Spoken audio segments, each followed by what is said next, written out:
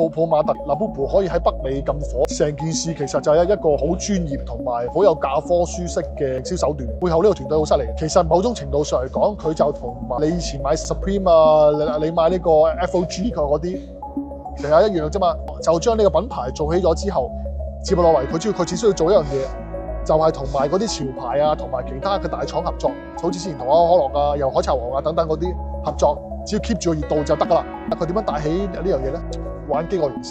第二樣嘢就係揾名人帶貨嘅效應。東南亞喺泰國揾呢個泰國嘅公主啦，Blackpink 嘅某位成員攬住個公仔帶出嚟啦。北美就揾阿蕾哈娜啦，係咪先？之後就俾人喺街頭快閃，之後咧就係孭住個袋喺機場嗰度，之後咧就俾人見到個袋上面掛住個 Labubu，咁嗰啲人就哇喺呢個幾得意喎。跟住咧就係揾啲媒體一炒作之後。